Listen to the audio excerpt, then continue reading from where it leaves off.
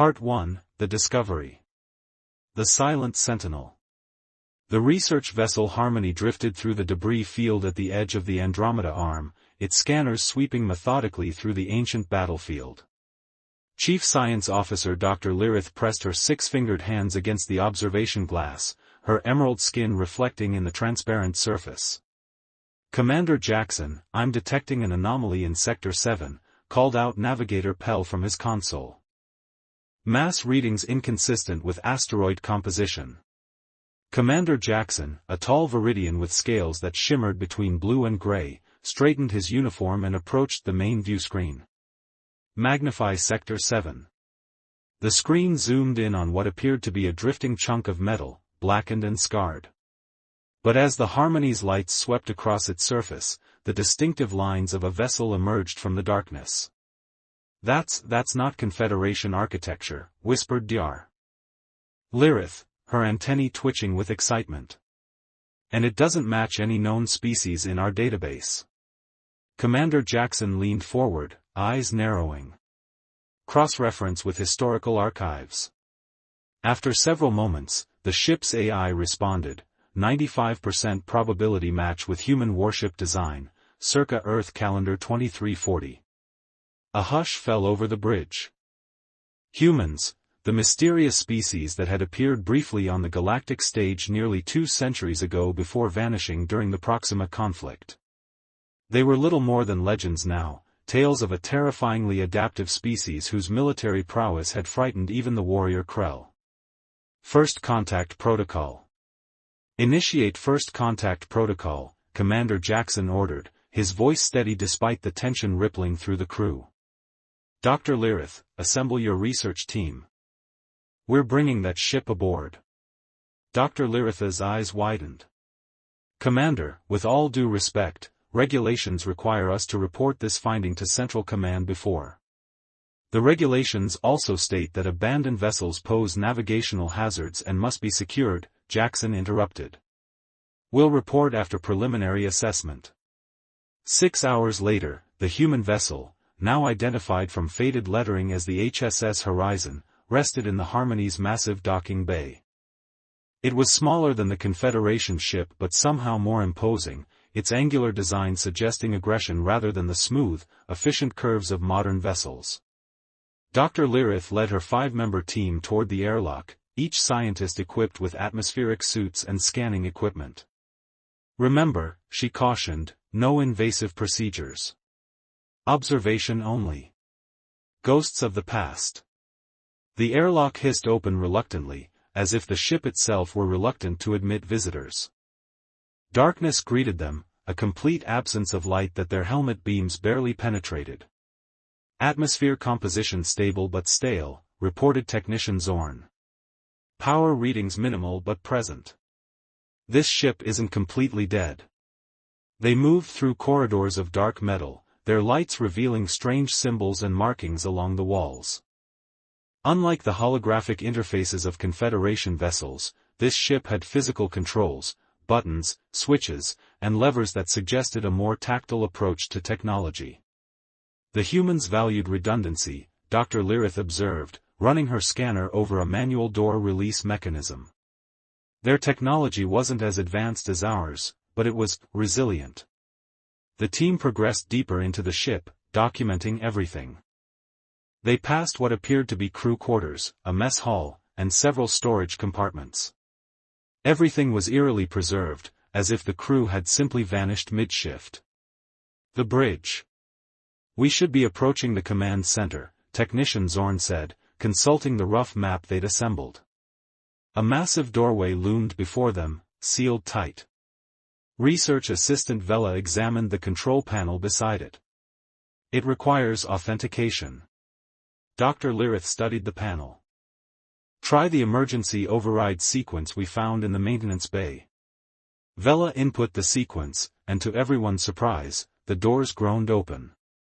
The bridge of the HSS Horizon was a circular chamber dominated by a captain's chair in the center. Workstations ringed the perimeter, and a large view screen covered the forward wall.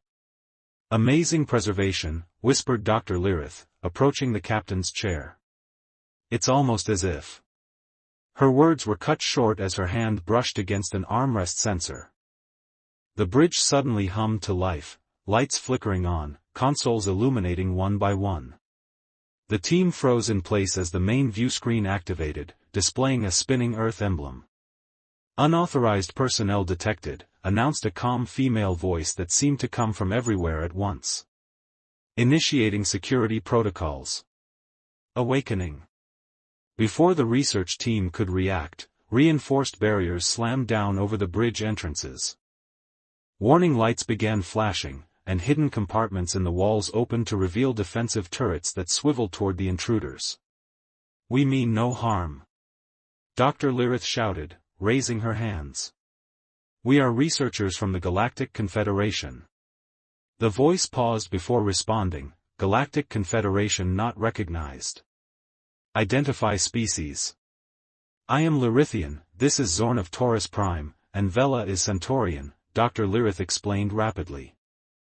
"We found your vessel abandoned and came to investigate." Another pause. "Time since last system check, 187 years, 43 days, 6 hours. Situation assessment required. Initiating revival protocol." A section of the floor in the center of the bridge slid open, and a cryopod rose from below. Frost covered its surface, obscuring the figure inside. The team watched in horror and fascination as the pod systems activated, and the frost began to melt away. "Commander Jackson." "Dar." Lyrith called urgently into her communicator. "The ship is active. I repeat, the human vessel is active and appears to be reviving a crew member." Static was her only answer. The ship was blocking communications. The cryopod completed its warming cycle and hissed open. Inside lay a human male in a dark uniform, his chest now rising and falling with regular breaths. His eyes snapped open, startlingly blue against his pale skin. Captain Nikolai Volkov of the Human Space Service had awakened after nearly 2 centuries of sleep. And he found his ship in the hands of aliens. Part 2, Ancient Awakening. The captain rises. Captain Nikolai Volkov's piercing blue eyes adjusted to the light as he assessed the situation with military precision. 5 alien beings stood frozen before him, their research equipment still clutched in their hands. He moved with surprising agility for someone who had been in cryostasis for nearly 2 centuries, rising smoothly from the pod. "Sentinel," he addressed the ship's AI, voice raspy from disuse. "Status report." The calm female voice responded immediately. "HSS Horizon functioning at 37% capacity. Critical systems operational. Intruder containment active. 7 alien life forms detected aboard, 5 on the bridge, 2 in engineering." Volkov's expression remained impassive as he turned to face Dr. Lyrith. Standing at his full height, the human captain was intimidating, lean, muscular, and radiating an aura of command that transcended species barriers. "You have exactly 30 seconds to explain your presence on my vessel," he stated flatly. Dr. Lyrith stepped forward cautiously. "Captain, I am Dr. Lyrith of the Galactic Confederation research vessel Harmony. We discovered your ship adrift and came to investigate. We meant no disrespect or harm. Disturbing revelations." Volkov circled the bridge slowly, examining the aliens and the state of his command center. "Galactic Confederation? Never heard of it. Last I checked, humanity was at war with the Combined Systems Alliance." "The Combined Systems?" Technician Zorn whispered. "That's what they called themselves before the Great Reformation. That was over 150 years ago." The captain froze. "Explain." Dr. Lyrith spoke carefully. "Captain Volkov, according to our historical records, humanity disappeared from galactic affairs approximately 187 years ago following the Proxima conflict. The Combined Systems Alliance reformed into the Galactic Confederation after the war. We believed humans had gone extinct." A muscle twitched in Volkov's jaw, the only indication of his shock. Sentinel, verify timeline against stellar positioning. Verified, Captain. Current stardate confirms approximately 187 Earth years have passed since last active duty. Volkov's eyes narrowed as he absorbed this information. And what happened to Earth? To humanity? An uncomfortable silence fell over the research team before Dr. Lirith answered. Unknown, Captain. Communication with the Sol system ceased. Exploratory missions found no trace of human civilization. It was assumed your species had suffered some catastrophic event. Power play. The door to the bridge suddenly bulged inward as someone attempted to force it open from the outside. The ship's defensive turrets swiveled toward the disturbance. That would be our security team, Dr. Lirith explained quickly. Commander Jackson likely sent them when we lost contact. Volkov nodded to himself, making a decision. Sentinel, establish ship-wide control. Initiate Protocol Lazarus. Protocol Lazarus initiated, Sentinel confirmed as the ship's systems began humming with increased power. Throughout the vessel, dormant systems activated in sequence: propulsion, navigation, weapons, shields. What are you doing? Dar. Lirith asked, her antennae quivering with alarm. Taking back my ship, Volkov replied simply. Sentinel, secure our guests in the auxiliary conference room and establish a secure communication line to the alien vessel. Before the research team could protest, they were surrounded by a shimmering containment field that gently but firmly guided them off the bridge. Only Dr. Lirith remained, held in place by a separate field. The Harmony responds. On the bridge of the Harmony, Commander Jackson paced anxiously. What do you mean you can't cut through? It's an ancient human vessel. Sir, Security Chief Barracks reported, the ship's defenses are evolving. Every approach we try is countered almost immediately. And now, a warning klaxon interrupted him as the main viewscreen flickered to life. The face of Captain Nikolai Volkov appeared on the screen, causing the Harmony's bridge crew to stare in disbelief at the living human before them. This is Captain Nikolai Volkov of the human space service vessel Horizon. Your research team is unharmed but will remain in my custody. Any attempt to forcibly board my vessel will be met with appropriate defensive measures. Commander Jackson stepped forward. Captain Volkov, I am Commander Jackson of the Confederation vessel Harmony. This is a misunderstanding, we are not your enemies. That remains to be seen, Volkov replied coolly. Your people boarded my ship without authorization. A standard salvage procedure for what appeared to be an abandoned vessel, Jackson explained. Captain, there is much you need to know about the current state of the galaxy. Memory banks. While maintaining the communication with the Harmony, Volkov simultaneously accessed the Horizon's historical data banks. Sentinel displayed information on a secondary screen, allowing him to absorb 187 years of missing history while keeping the aliens occupied with conversation. What he saw disturbed him deeply. The Proxima conflict had ended not with victory but with a strategic withdrawal of all human forces from known space. Official records showed humanity retreating to the Sol system, then nothing. As if every human in the galaxy had simply vanished. But Captain Volkov knew better. The Horizon was not merely a warship but part of an elaborate contingency plan, Operation Sleeping Giant. If the screens before him were to be believed, that plan had been activated. Commander Jackson, Volkov finally said, I propose an exchange. Your research team for information about the current galactic political landscape. Dr. Lirith, still held on the bridge, spoke up. Captain Volkov, if I may, you represent the first contact with humanity in nearly 2 centuries. This is an historic moment. Whatever happened in the past, the Confederation would welcome peaceful dialogue. The awakening spreads. Deep within the Horizon systems, Sentinel was busy with far more than just maintaining ship functions. The AI had initiated a series of encrypted transmissions, quantum bursts so brief and targeted that they were virtually undetectable. Each transmission carried a simple activation code meant for very specific receivers. "Captain," Sentinel announced privately through Volkov's neural link, "Protocol Lazarus transmissions complete. Receiving confirmation signals from 7 outposts." Volkov betrayed no reaction to this news as he continued negotiating with Commander Jackson.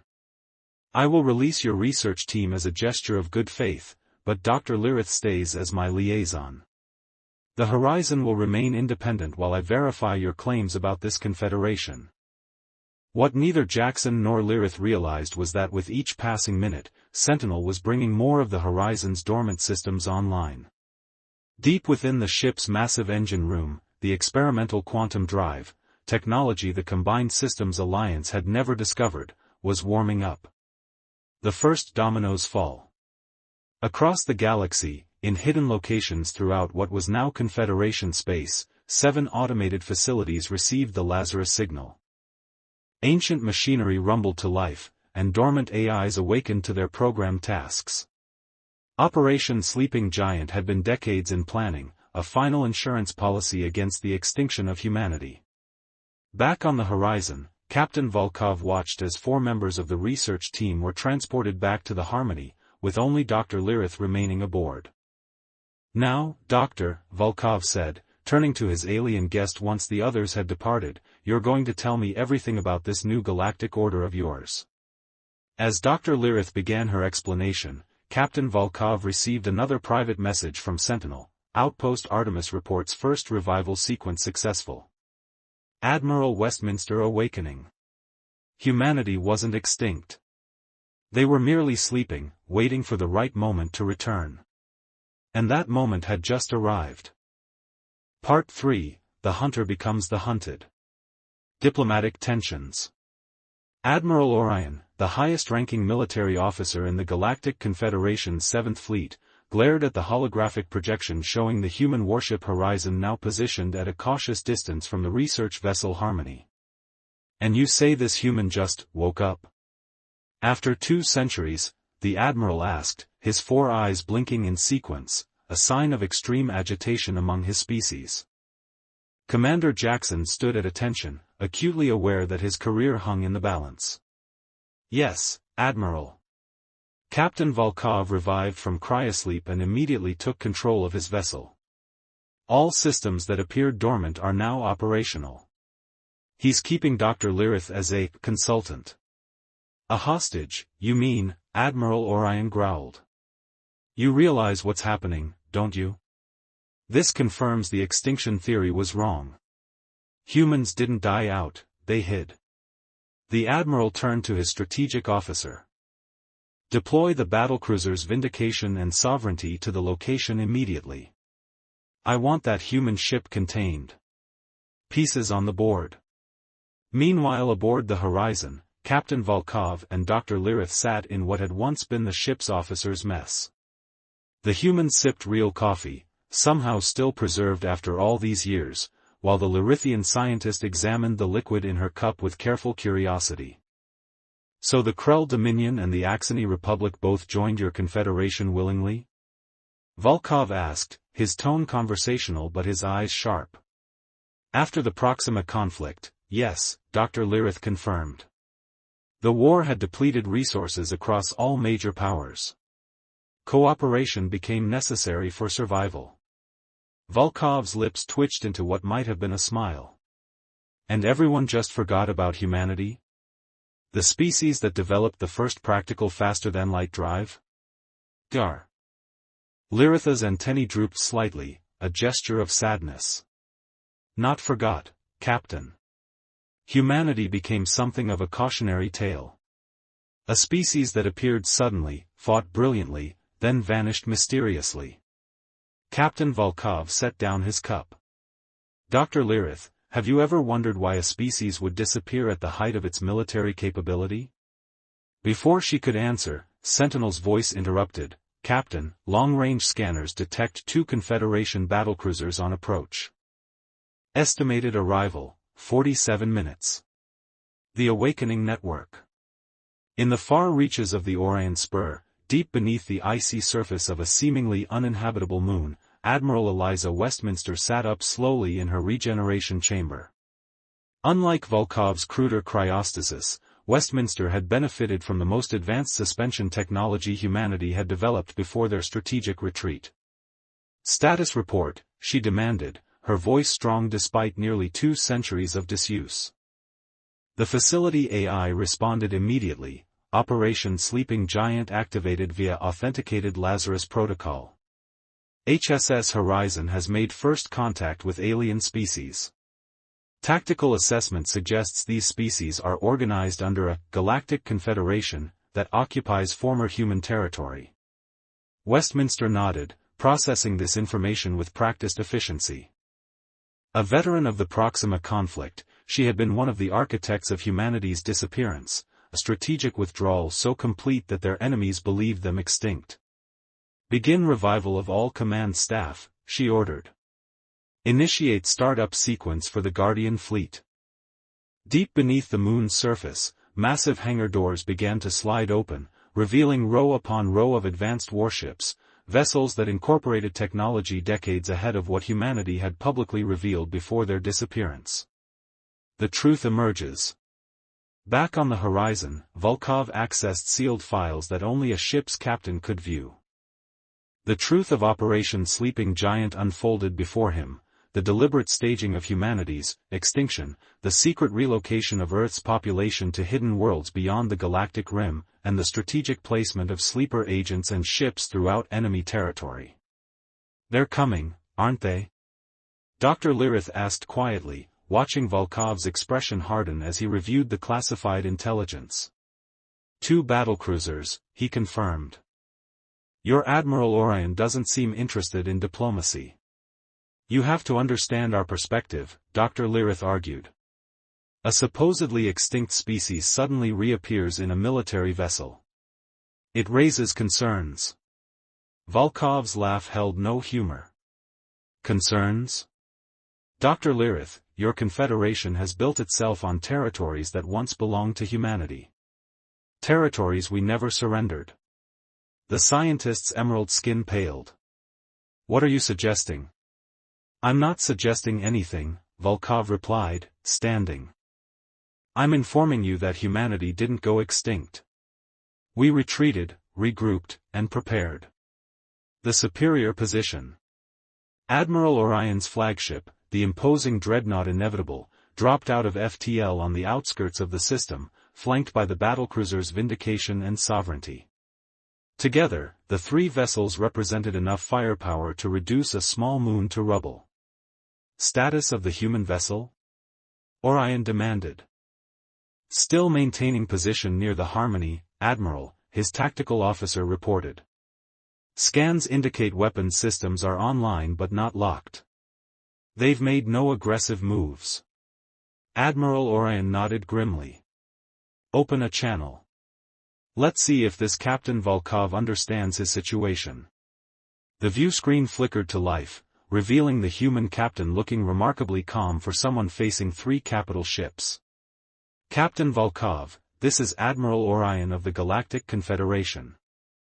You are in possession of one of our citizens and operating an unauthorized military vessel in Confederation space. Power down your weapons and prepare to be boarded." Volkov's expression didn't change. "Admiral, I understand this situation must be confusing for you. Finding out that humans aren't extinct after all these years. But I should clarify something, Dr. Lyrith is here by mutual agreement as our cultural liaison." The scientist appeared beside him, looking nervous but unharmed. "It's true, Admiral. Captain Volkov has been cooperative." "That's irrelevant," Orion snapped. "That vessel is classified as prohibited military technology under Confederation law. It must be surrendered for decommissioning." A dangerous glint appeared in Volkov's eyes. "I'm afraid that won't be possible, Admiral. The Horizon doesn't recognize your authority, nor does any vessel of the Human Space Service." The tables turn. As Admiral Orion prepared to issue an ultimatum, his tactical officer suddenly shouted, "Multiple FTL signatures detected. Ships dropping out of hyperspace all around us." The space around the Confederation fleet suddenly bloomed with emergence points as 12 sleek, black vessels materialized in perfect formation. Each bore the distinctive angular design of human warships, but with refinements and technologies that made the horizon look primitive by comparison. Impossible. Admiral Orion whispered. On the horizon's bridge, Volkov allowed himself a small smile as Sentinel announced, "Captain, HSS Vigilant has arrived with Admiral Westminster's battle group." The comm system chimed with an incoming transmission. When Volkov accepted it, the stern face of Admiral Eliza Westminster appeared on screen. "Captain Volkov," she greeted him formally. "The Guardian fleet is at your disposal. I see our guests have arrived right on schedule." Volkov nodded respectfully. "Admiral. The Confederation was just explaining how they've been occupying our territories while we were away." Westminster's expression hardened as she turned her attention to the now surrounded Confederation vessels. "I believe it's time we had a proper discussion about humanity's return to the galactic stage."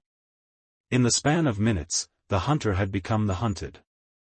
The Confederation fleet that had arrived to capture a single human warship now found itself caught in the middle of a far more dangerous situation, the first wave of humanity's carefully orchestrated return. Part 4, The Silent Armada. Surrounded Forces. Admiral Orion fought to maintain his composure as tactical displays showed his 3 powerful vessels now completely surrounded by the 12 human warships. Each of the black vessels maintained perfect formation discipline, their weapon systems online but not yet targeting the Confederation ships. "Sir," his tactical officer reported with clear unease, "scans indicate these vessels possess shielding technology far beyond our capabilities." "And their weaponry?" His voice trailed off as he struggled to interpret the readings. "Report, Commander." Orion snapped. "Sir, they appear to be equipped with singularity-based weapons. Technology that's only theoretical in our research." On the view screen, Admiral Westminster's expression remained impassive as she addressed the Confederation commander. "Admiral Orion, I understand this situation is unexpected. We have no immediate desire for conflict, but I must insist you stand down your vessels." Orion's 4 eyes blinked rapidly as he weighed his limited options. Pride demanded resistance, but tactical reality suggested otherwise. "Very well," he finally said. "We will stand down weapon systems. But this conversation is far from over." Revelation Conference. 24 hours later, a hastily assembled diplomatic summit convened aboard the neutral research vessel Harmony. Commander Jackson had converted the ship's largest laboratory into a makeshift conference room. Around the oval table sat representatives from both sides, Admiral Westminster and Captain Volkov for Humanity, Admiral Orion and the hastily summoned Confederation diplomatic minister Thalaris representing the Galactic Confederation. Dr. Lyrith stood between the groups, having unexpectedly found herself in the role of mediator between species that had once been bitter enemies. "Let's address the quantum singularity in the room," Admiral Westminster began, her silver hair pulled back in a severe bun that emphasized her sharp features. "Humanity did not go extinct. We executed a strategic withdrawal." Minister Thalaris, a tall avian being with iridescent feathers and calculating eyes, leaned forward. "A withdrawal so complete that no trace of your civilization remained? For what purpose?" Captain Volkov activated a holographic projector in the center of the table. A 3-dimensional map of the galaxy appeared, with numerous points illuminated in blue. "Operation Sleeping Giant," he explained. "When the Proxima conflict reached a stalemate, our military analysts projected that continued warfare would result in mutually assured destruction. Rather than pursue that path, humanity's leadership made a different choice.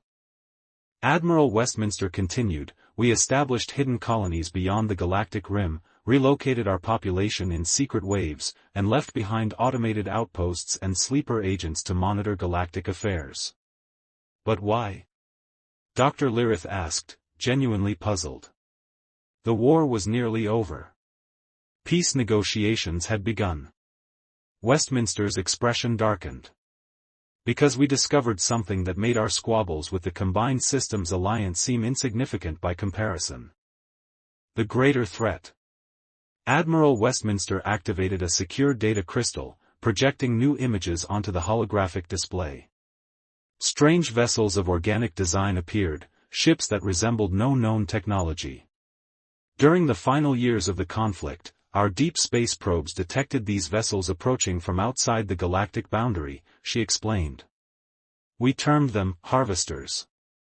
Every 300 years, they sweep through galaxies, consuming civilizations that have reached certain technological thresholds. The room fell silent as the implications sank in. Our scientists determined they would reach our galaxy within 2 centuries, Volkov added. Humanity's disappearance wasn't merely a strategic withdrawal from a war we couldn't win, it was a preparation for a much larger conflict. Admiral Orion scoffed. Convenient. You expect us to believe you've been hiding for nearly 2 centuries to protect us from some mythical extragalactic threat? Westminster's eyes flashed dangerously. Whether you believe it or not is irrelevant, Admiral. The harvesters will reach the outer systems within 5 years. That's why Operation Sleeping Giant has been activated. She gestured to the holographic display, which now showed hundreds of blue points activating across the galaxy. What you've seen today is merely the vanguard.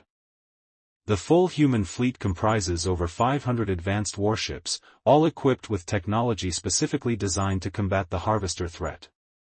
The hidden fleet awakens. Across the galaxy, as if Westminster's words had triggered their activation, hidden human installations began powering up. Beneath gas giants, inside asteroid fields, and locked in stable orbits around dead stars, massive warships stirred from their artificial slumber. On 1,000 worlds, buried caches of human technology activated, broadcasting their status to Central Command. Operation Sleeping Giant had moved to its final phase. In deep space, disguised monitoring stations that had been collecting intelligence for centuries began transmitting their accumulated data to the awakening fleet. Every advancement the Confederation had made, every weakness they possessed, all catalogued and analyzed by patient machines waiting for this moment. Back on the Harmony, Minister Thalaris leaned back in his chair, feathers bristling with indignation. You expect us to simply accept the sudden appearance of a massive human military force in Confederation territory? Based on unverifiable claims of an external threat? Captain Volkov smiled thinly. Minister, you misunderstand. We're not asking for permission. Forced alliance. Admiral Westminster activated another holographic display, this one showing real-time footage from a distant observation post. The image revealed strange, organic-looking vessels moving through the darkness between galaxies, the advanced scouts of the Harvester fleet. This footage was captured 3 days ago at the edge of the Triangulum galaxy, she explained. The Harvesters have already consumed 2 civilizations there. We're next. Gar. Lirith studied the footage, her scientific mind racing. Those propulsion signatures, they match anomalous readings we detected 2 years ago. Our scientists couldn't explain them. Because you weren't looking for an extragalactic threat, Volkov said quietly. You were too busy building your confederation on the ashes of our supposed extinction. Admiral Orion rose from his seat, all 4 eyes fixed on Westminster. Even if what you say is true, Admiral, this changes nothing about your unauthorized presence in our territory. Your territory? Westminster responded, her voice dangerously calm. Humanity never surrendered its claims. We merely stepped away temporarily. The tension in the room escalated until Commander Jackson intervened. Perhaps there's a middle path here. If this harvester threat is real, neither side can afford conflict when a greater enemy approaches. Part 5, Reckoning and Revelation. The Reluctant Partnership. 1 month after the first contact between Captain Volkov and Dr. Lirith, the Galactic Confederation Council chamber on Celestis Prime buzzed with unprecedented activity. Representatives from all 27 member species had gathered for an emergency session, the massive amphitheater filled to capacity as Admiral Westminster prepared to address the assembled delegates. The human admiral stood tall at the central podium, Captain Volkov and a small contingent of human officers arrayed behind her. Facing them across the chamber sat the Confederation High Council, with Admiral Orion and Minister Thalaris prominently positioned. Distinguished representatives, Westminster began, her voice carrying effortlessly through the vast space. Humanity extends greetings after our long absence. I wish our return could come under better circumstances. The holographic displays activated, showing the approaching harvester fleet in terrifying detail. Murmurs spread through the chamber as the alien delegates witnessed the scale of the threat, hundreds of massive biomechanical vessels advancing inexorably toward the galaxy. What you see before you will reach our outer systems within 5 years, Westminster continued.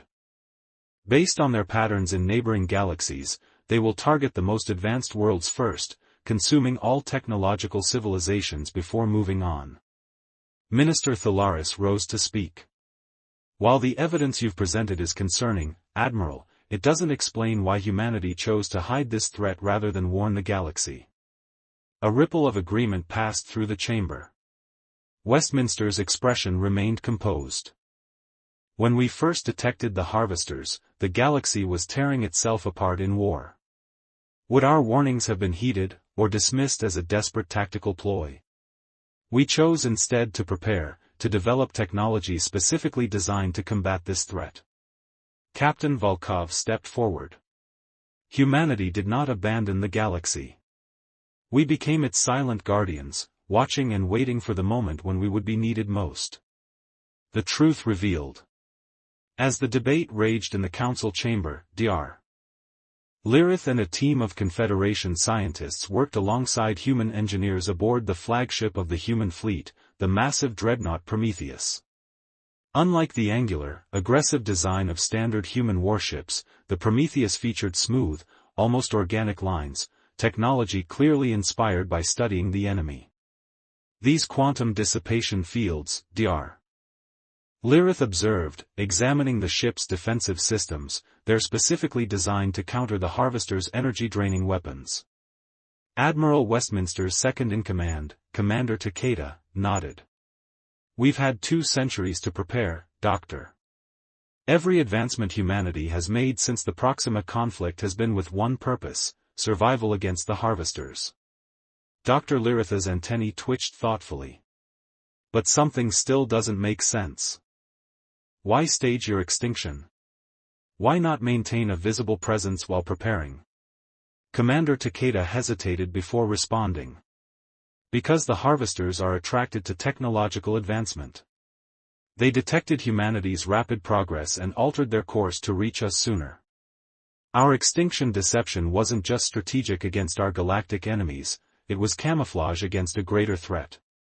The truth finally clicked into place for Dr. Lirith. You made yourselves invisible not to hide from us, but to hide from them. The final decision. Back in the council chamber, the debate had reached its critical juncture. The evidence of the harvester threat was undeniable, but centuries of assuming humanity extinct had left deep psychological wounds. Admiral Orion addressed his fellow council members. We cannot ignore the tactical reality. The human fleet possesses technology specifically designed to combat this threat. Without their assistance, projections suggest the Confederation would fall within a year of first contact with these harvesters. Minister Thalaris countered, but can we trust them? This sudden reappearance, these convenient saviors with their superior technology, it follows the pattern of a carefully orchestrated power play. The chamber fell silent as an elderly counselor from the ancient Draxian civilization rose to speak. All eyes turned to Elder Pontifex Zural, whose species had witnessed the rise and fall of empires across 12,000 years of recorded history. I remember humans, the ancient being said, his voice raspy with age. Fierce, yes. Cunning warriors, certainly. But also beings of remarkable compassion and creativity. If they wished to conquer, they would not have crafted this elaborate deception. They would have simply struck when we were vulnerable. The elder turned his milky eyes toward Admiral Westminster. I believe their warning is genuine. And I believe their offer of alliance is our only hope of survival. One by one, the council members cast their votes. The result was clear: the Galactic Confederation would stand with humanity against the approaching Harvester threat. A new beginning. As the newly formed alliance prepared for the coming war, Captain Volkov stood with Dr. Lyrith in the observation deck of the horizon, watching as human and Confederation ships conducted joint training exercises. Your people adapt quickly, Volkov observed as a squadron of Confederation fighters successfully executed a complex defensive maneuver developed by human tacticians. As do yours, Dr. Lyrith replied. I never thought I'd see Krell battleships taking orders from human commanders. Volkov's expression softened slightly. When we went into hiding, we believed isolation was our best strategy. Perhaps we were wrong. Perhaps together, we stand a better chance than either of us would alone. Dr. Lyrith turned to face the human captain. You could have returned as conquerors. Your technology far exceeds ours. That was never our intention, Volkov said quietly. Humanity didn't disappear to plot domination. We disappeared to ensure there would be something left to save when the real enemy arrived. In the distance, the massive form of the Prometheus glided past, flanked by Confederation cruisers. Its weapons ports were open, not as a threat but as part of the technology-sharing program that would upgrade the Confederation fleet with human advancements. Do you think we can win? Dr. Lyrith asked, her scientific certainty giving way to very human doubt. Captain Volkov watched as more ships assembled, the vanguard of what would become the largest combined fleet in galactic history. I don't know, he admitted. But I do know this: the harvesters expected to find divided, weakened civilizations ripe for consumption. Instead, they'll face a united galaxy with humanity's wrath at its vanguard. As if to emphasize his words, the Prometheus fired its main weapon in demonstration, a controlled quantum singularity that folded space itself, creating a tactical wormhole that could be used to outmaneuver the enemy. The galaxy had feared humanity's return, only to discover that their mysterious disappearance had been the longest, most elaborate defensive preparation in history. Now, as ancient enemies became reluctant allies, a new chapter in galactic history began, written together, rather than in opposition. The Silent Sentinel had awakened, not to conquer, but to save. And as Captain Volkov and Dr. Lyrith watched the combined fleet grow stronger each day, they shared a silent understanding: whatever came through the darkness between galaxies would find not easy prey, but guardians ready to defend all sentient life, regardless of species or past conflicts. The end.